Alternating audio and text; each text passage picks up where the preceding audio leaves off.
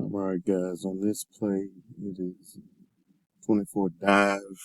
Hadn't put the read concept on it yet, so I wanted the D lineman, the O lineman just to block the D lineman and inside linebackers. I was going to just anticipate the D ends who are here and here. I was just going to anticipate them rushing straight upfield, and we were just going to mob straight behind the center with guard, center guard blocking nose up to linebackers. It's how it's supposed to be done. Didn't pan out that way. Looking at it again, so here. So again, if you're looking at this play, I was anticipating both defensive ends rushing upfield. We needed to do a little better at the running back being patient and just sitting there for a 1-100 count before he goes across the body of the quarterback. We actually got the look that we wanted, a little bit high on the snap. But if you look at the blocking downfield, it's exactly what we wanted. We just could not get that timing from center, quarterback, and handoff correct. I wanted him to be hitting this thing right inside of here. So this kid rushing up the field. By this time, I wanted him running past him. And the blocking up the field is what we needed. So we got 24 dive. Again, we see we got the ends rushing upfield, and we're still not getting the mesh handoff right. At this moment, I would have been expecting the running back to be having the ball maybe a step in front of the DN, and the DN rushing upfield to the quarterback, and he just bypassing, running straight down. If you could imagine the back right here running behind this blocking, that would have been the way that it's drawn up.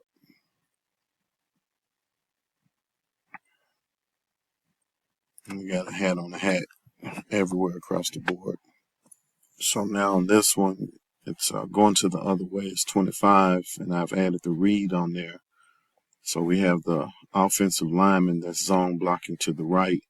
We're reading the defensive end, number 5 over here on the offensive right side. On the offense, left side. Number 5 is who we're reading right here. And he crashes down, and we pull it going outside of him. So my quarterback's eyes are on this guy right here. So quarterback's eyes are here. And when he sees him crash down inside this way, the quarterback pulls the ball and runs outside of him.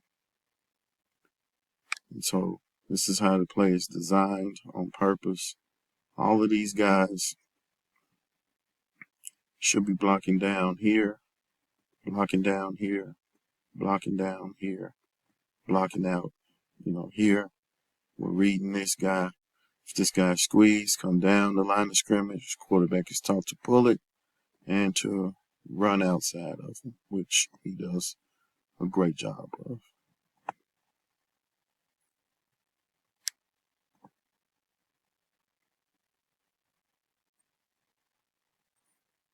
You don't want that running back to be after his fake staring at the quarterback.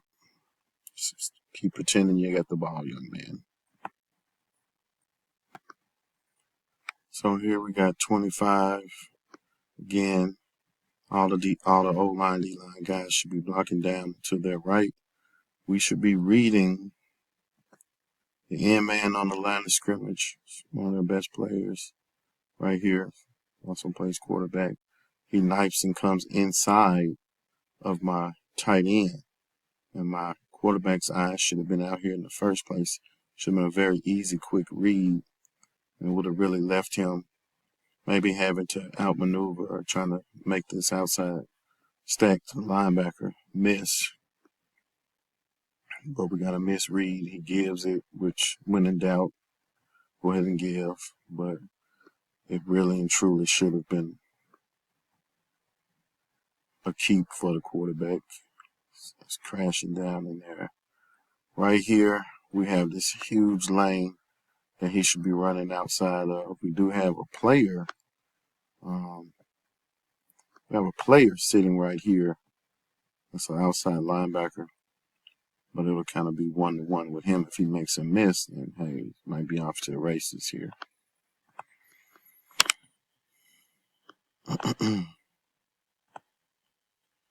So if that fake keeps that linebacker in there and he runs it outside, that's how the play is drawn up, and it's what's supposed to happen.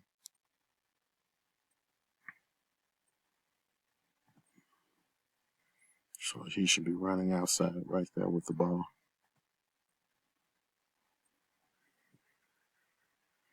Again, these are some consistent misreads by the quarterback here.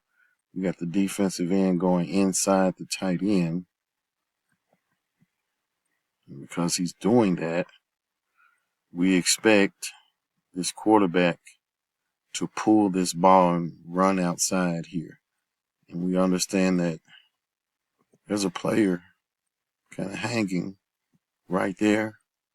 But if he does a fake good enough that draws this linebacker inside and he runs outside, then we're off to the races. Trying to get these guys to execute is easier said than done. But if this guy's looking to try to help down in here, and we whoop right outside of him is how it's designed.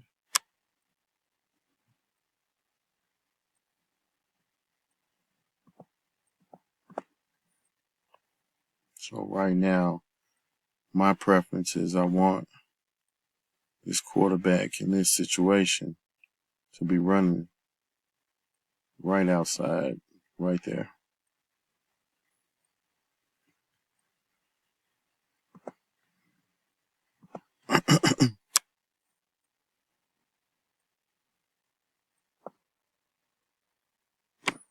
So again, we'll kind of close out looking at 24 and 25 dive, respectively.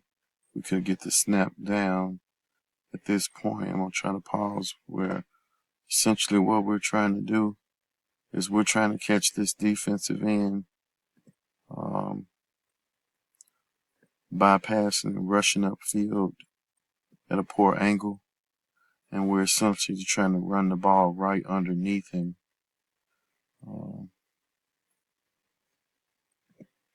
We want to run the ball right underneath his bottom.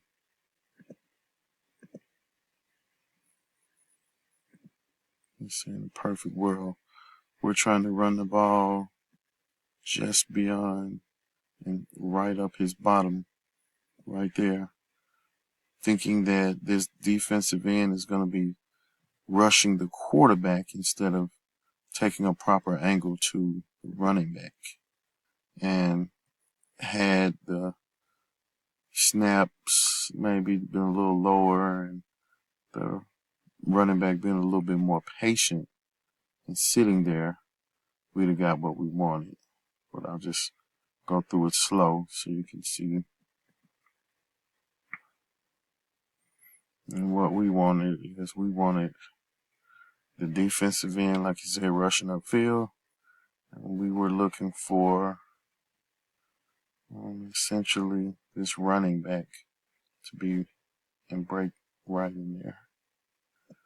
While this defensive end is keeping his eyes right there on the quarterback, and we're just running right underneath him.